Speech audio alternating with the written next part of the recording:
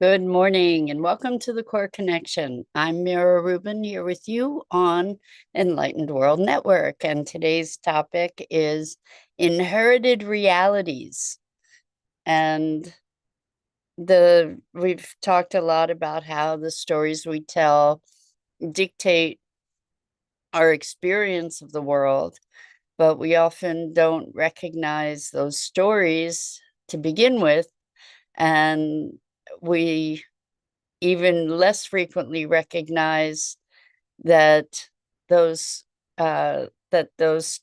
the origins of those stories are, that they may have been inherited. So that's what we get to talk about today. Good morning, Rosalind. Welcome. So good to have you here with us this morning, and welcome to everybody else who's joining us. It should be a fun conversation, but before we get started, let's just take a minute or two to get present. Let's take a deep breath in through your nose and hold it. And imagine clean, crisp oxygen flooding your lungs, flowing into your bloodstream, nourishing all your cells, all your organs, bringing vital life energy to your body and being. And as you exhale any tension, stress, negativity, fatigue. And now let's take another deep breath in through your nose and hold it. This time, imagine brilliant, bright light lighting you up from the inside out, illuminating, electrifying, and energizing all your cells, your molecules, your electrons, creating a brilliant beam of light and energy from your heart out into the world. And as you exhale any remaining tension, stress, negativity, fatigue. And now let's press our palms together. Vigorously rub your hands together to feel the friction, the temperature, the pressure, the motion, the tickling and tingling when you stop. And allow all those sensations to bring you present right here, right now, into this remarkable physical form that enables us to experience life. Welcome, welcome, welcome. So, inherited realities. I had the pleasure of visiting with family over the weekend, over the holiday weekend, as I imagine many of us had that gift. And um, it was really interesting to be talking about anxiety. And that's what my family members were talking about. It we were talking about managing anxiety. And we also started looking at familial patterns of behavior. And it just put a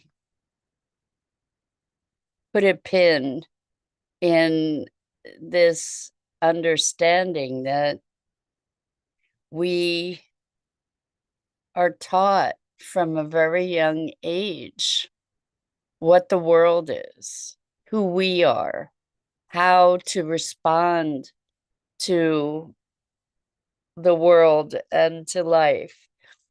And we don't even know that we are taught these lessons. And then we go through life with these perceptions and these behaviors and these beliefs and responses and reactions. And we just accept that that's the reality like with a capital R. And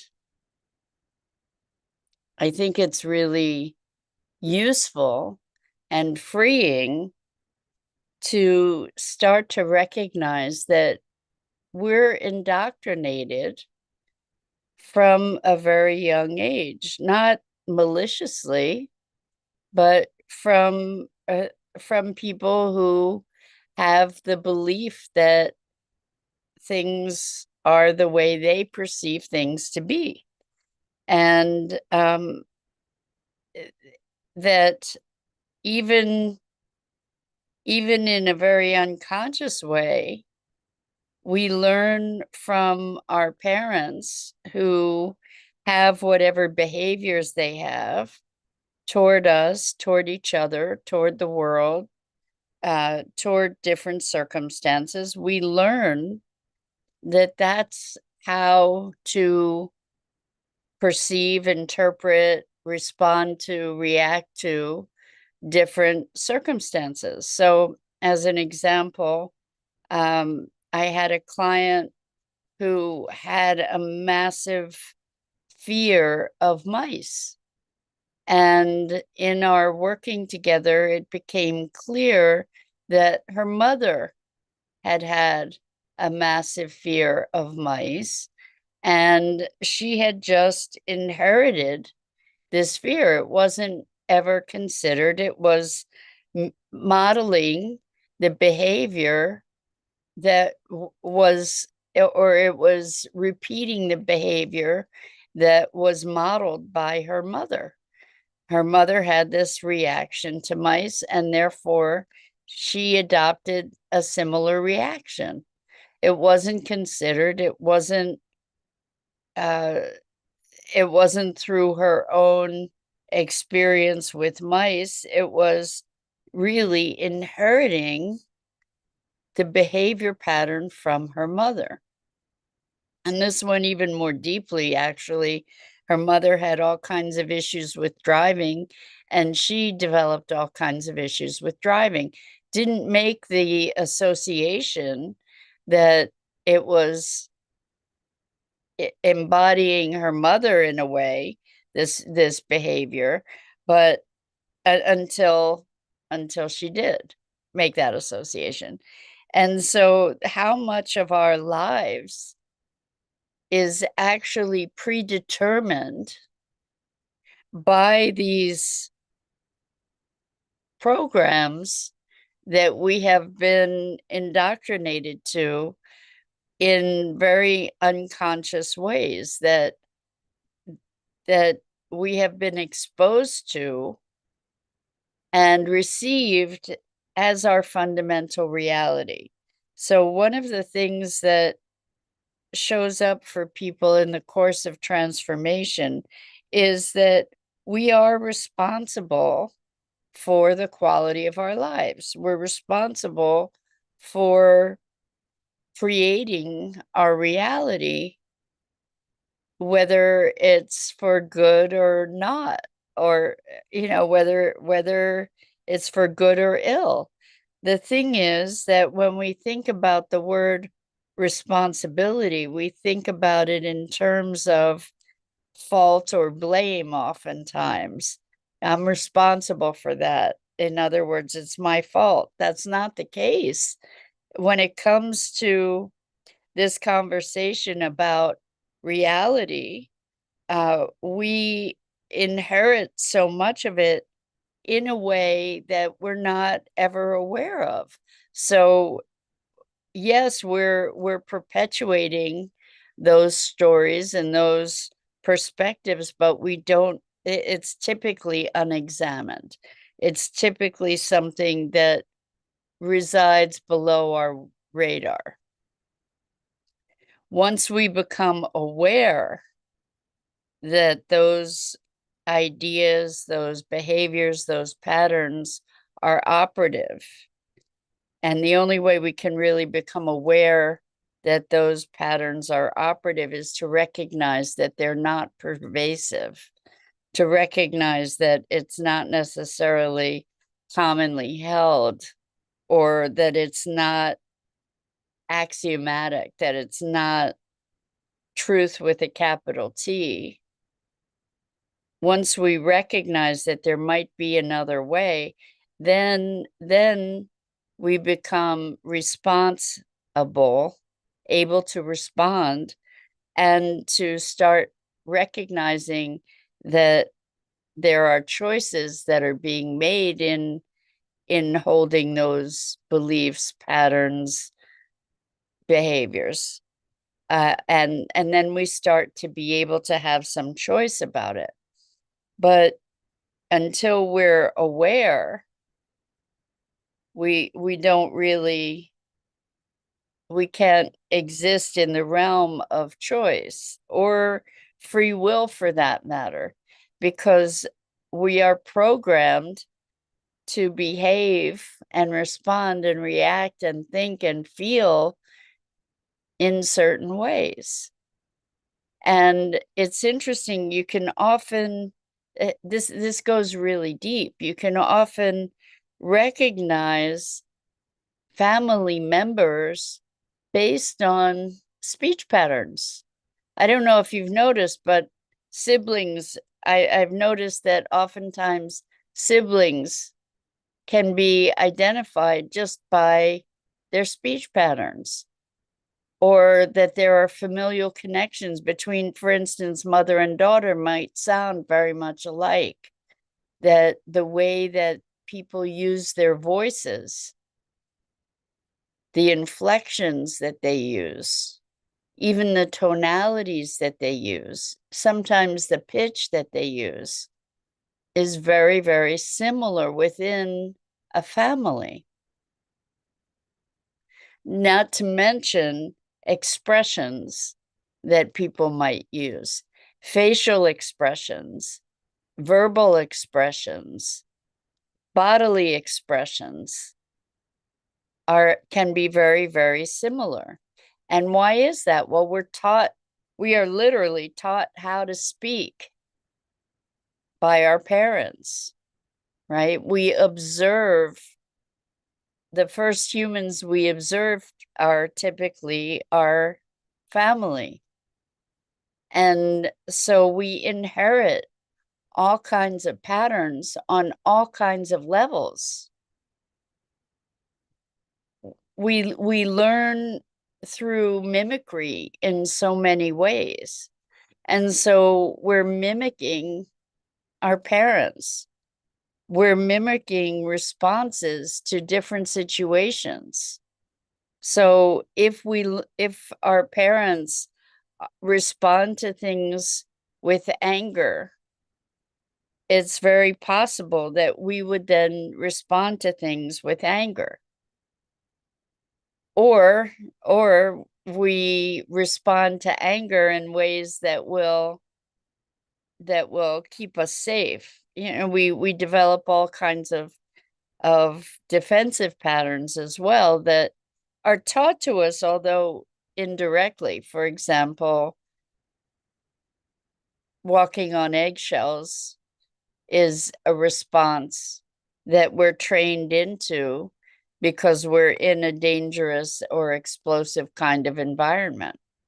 So it's fascinating to me to recognize that we pass on these notions of reality, not just behaviors, but reality, because these stories that we tell, these perspectives, if we have a parent who is fearful, it is very likely that we will end up being fearful, and that we will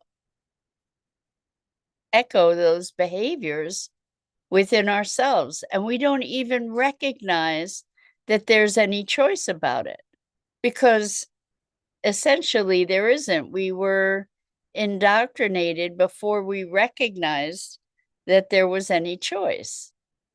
This is just how things were.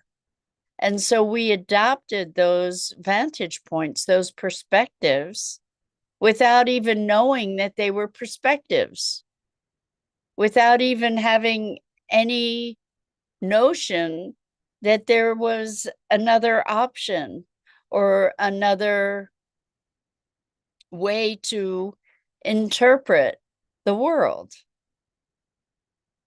And we learn these things culturally within our family cultures, within our religious cultures, within our civil cultures. We learn the norms. And it was interesting in this conversation yesterday how we were talking about anxiety, and and we weren't talking about familial patterns of anxiety, but they were so evident. It was really, really interesting. And people were talking not about dissolving anxiety, but about managing anxiety, and um, what kinds of coping mechanisms they developed in order to do that. Anyway, uh, it was interesting because we started talking about the news.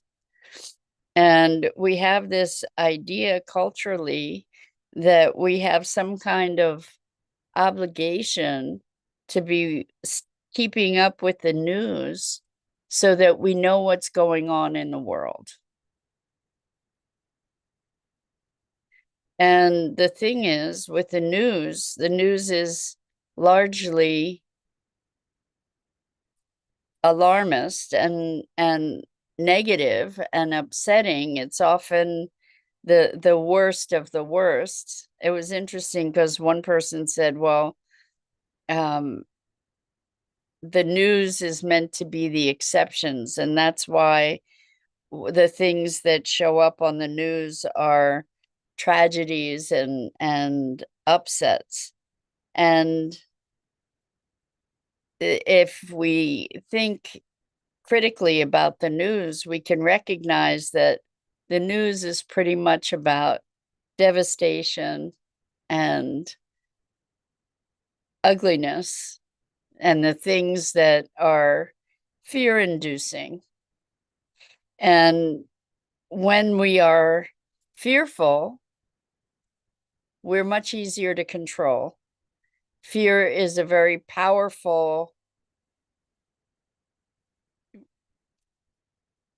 factor in motivating people to take often extreme action.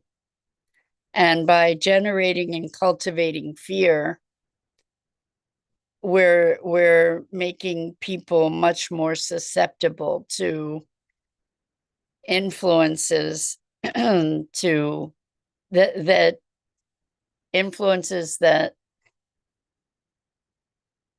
profess profess to have ways to address the fears. When someone is, or when a wild animal is cornered, or when any animal is cornered, it will lash out in ways that it would normally not. You could have a very docile animal, but if it's cornered and afraid, it's likely to lash out and attack. And that's what happens when we have a culture, excuse me, a culture that is indoctrinated through fear. Is we have people working from survival kinds of strategies. And so that's one aspect of this news that generates so much fear. And the other thing about the news and keeping up with what's going on in the world, and therefore having some kind of moral obligation and responsibility to be watching the news, is that it is a very highly curated messaging where the things that were being shown are the negative things. It's not a comprehensive picture or a realistic picture of what's going on in the world as a whole. What it is a very highly curated, highly skewed representation of events. Because there are lots of really amazing, wonderful things that are happening in the world that are hopeful also, at the same time that there's all kinds of doom and gloom sorts of things happening.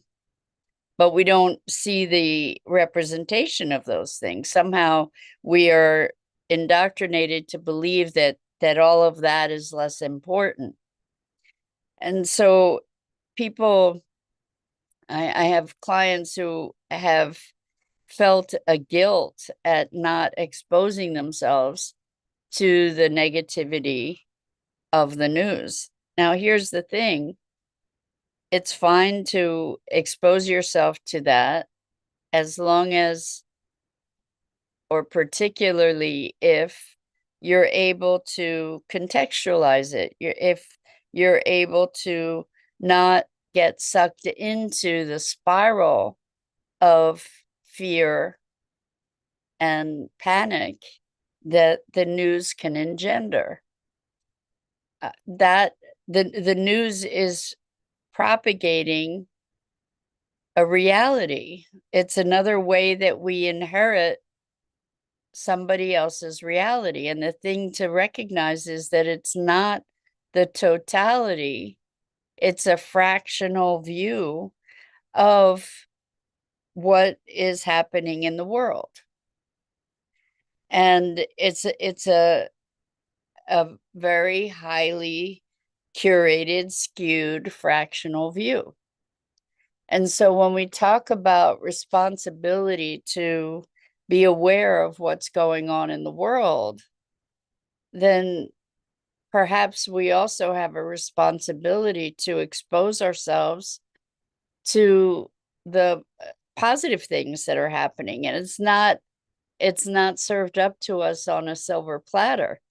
It's something that we have to really actively seek to find sources of information that aren't skewed in the direction of fear and danger. So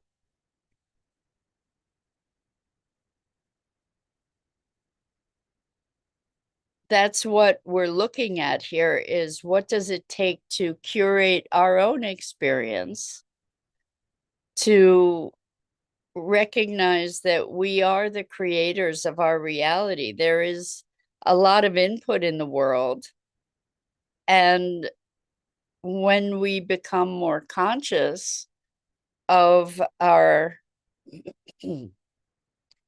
our role in creating our experience, then we get to be more alert to the choices we make and the way that we receive information. If we're able to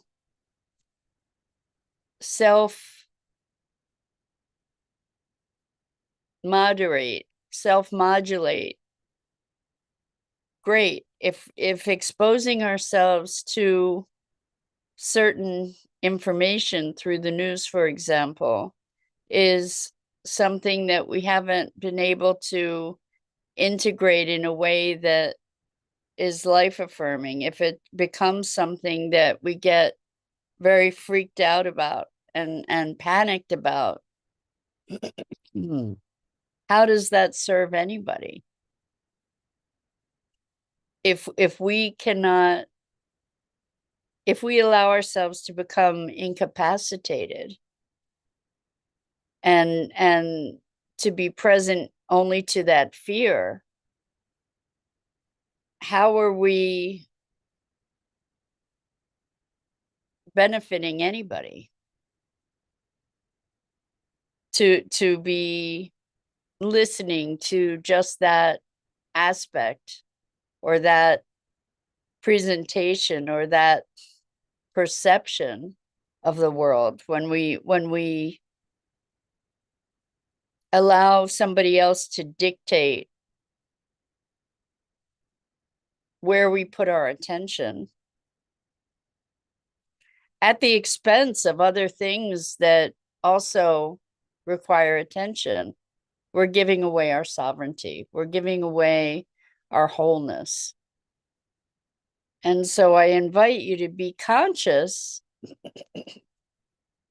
to start exploring the stories that you tell, the things you believe, to be questioning the source, and to be questioning the balance of those beliefs and how they impact your well-being.